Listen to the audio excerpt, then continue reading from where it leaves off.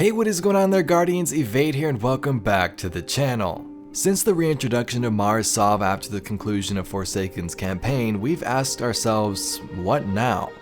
Now that Aldrin was dead and Mara was unable to swiftly obtain the throne of the Taken King, things seemed a little blurry as Mara always likes to hold her cards close to the chest. But today we're going to discuss some pretty crazy lore and theories that may reveal what she is trying to do with her plan in the future. Let's talk about the hidden asset with the Nine, her connection to the Exo Stranger, and much more. If it were up to me alone, I would have destroyed your traveler when I had the chance.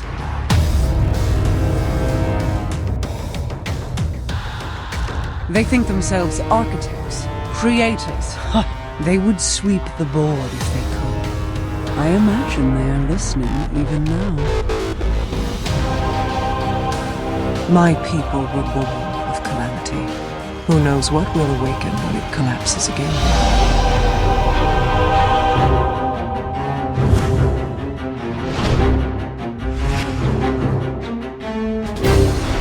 So in the past couple of weeks, we've been diving into the latest Joker's Wild lore, and some of this stuff has been brewing for years now since the first game released. We discussed things like what the Nine are, Shin Malphur's true identity, and a giant haul that the Nine gifted to the Drifter long ago.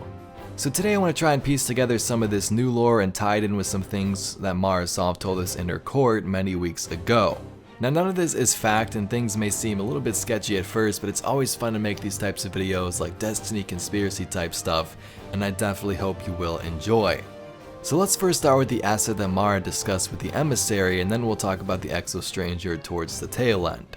If that's so, I accept their terms. Move the asset into position beyond the grave of the First Fleet. And do remind them, I have shown more than enough patience.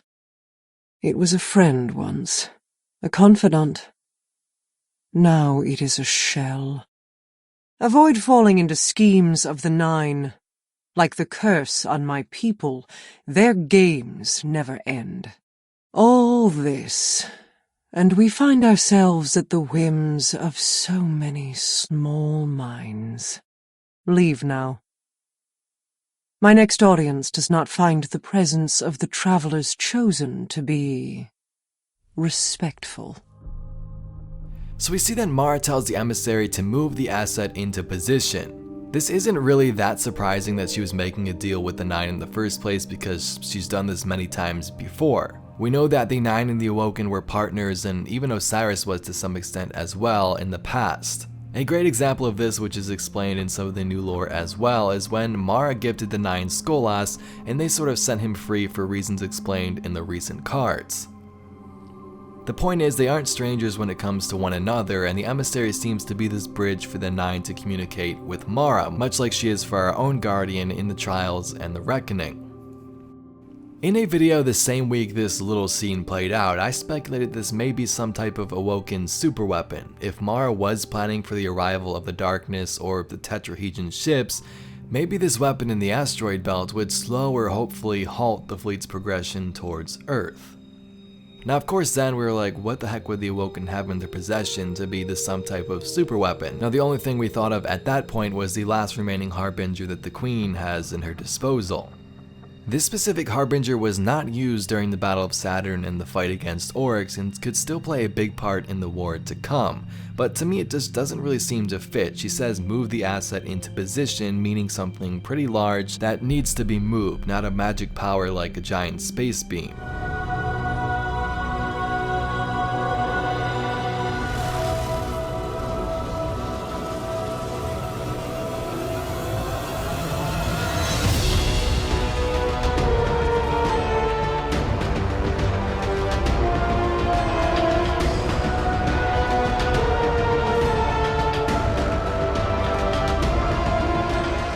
After making some of the recent videos here on the channel, I thought to myself, what if this was the Cocytus Station or A113?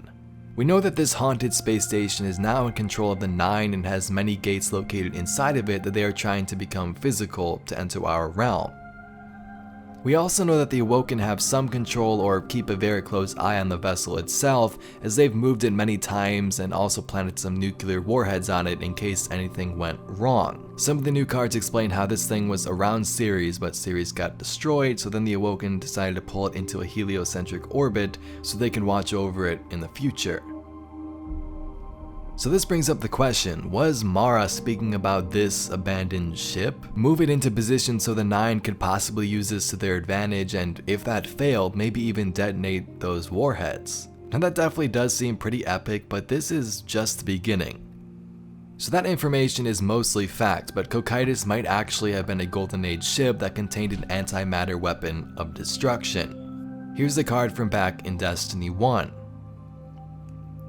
Those are the words, Saber. Human cross-check complete. Fly safe. Copy your last minaret. We are go for final count. We affirm. Go payload. Go flight. Go final count. There was then an interruption and a masked voice, and then it says, yes, it's rigor. Yes. I believe that's correct. Yes, it's an antimatter payload, a strategic asset. Specifically, I believe it's an annihilation pumped katometric weapon. So we can see in this card that someone codenamed Saber Green was in charge of piloting a ship that had various doomsday weapons on board. This included some codenamed Apex and Skyshock, and also another one, Rigor, which is this antimatter annihilation weapon. Now, while we don't know what happened to this mission or where this cargo went, it's all very mysterious. The plan here, I'm guessing, was to get this stuff up in Earth's orbit in case something or someone would attack them. They can use this as a doomsday weapon to try and save themselves, and maybe things would turn out okay. But judging from these cards and the information we have, this either didn't work or the darkness slipped under the radar and humans didn't have enough time to prepare. This then brings up the question, was this Saber Green guy piloting the Cocytus? If this was the case, the Awoken found this thing around Ceres, moved its orbit, and could possibly move it again, as Mara suggests, to prepare for this great war ahead. Just think about that for a second. Portals so the Nine could be a part of this war, warheads planted in case of failure, and even multiple more Golden Age doomsday weapons on board. Definitely would be pretty crazy if true, in my opinion. Out there wavering between the light and the dark. A side should always be taken, little light. Even if it's the wrong side. And lastly, Guardians, just wanted to mention a couple of things about the Exo Stranger.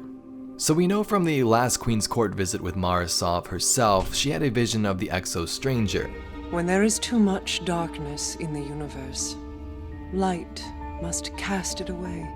And when there is too much light, darkness must drown it out. This truth is our burden. This is what it is to be awoken.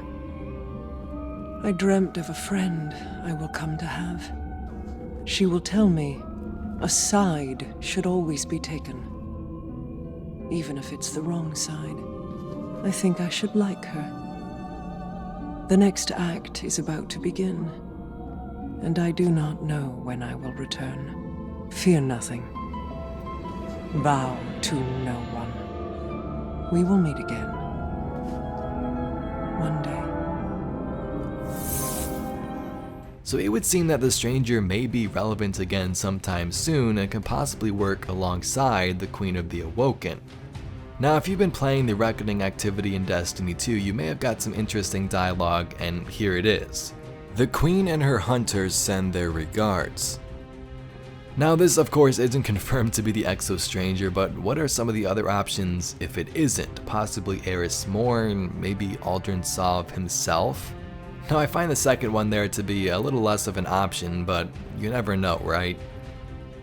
Something that's pretty cool is that in apparently the French version of the game, this character is referred to as a female though, or the word itself being of feminine qualities. If this is true, it basically narrows it down to a couple of people. We have Eris Morn, maybe Jir Ido, or even the Exo Stranger herself. Another possible thing to note is that we don't even know if this means hunter as in hunter guardian, or hunter as in like hunting something out there in the wilds. Regardless of who it is, let me know your thoughts down below, and I'm just gonna go with the Exo Stranger in my opinion for now.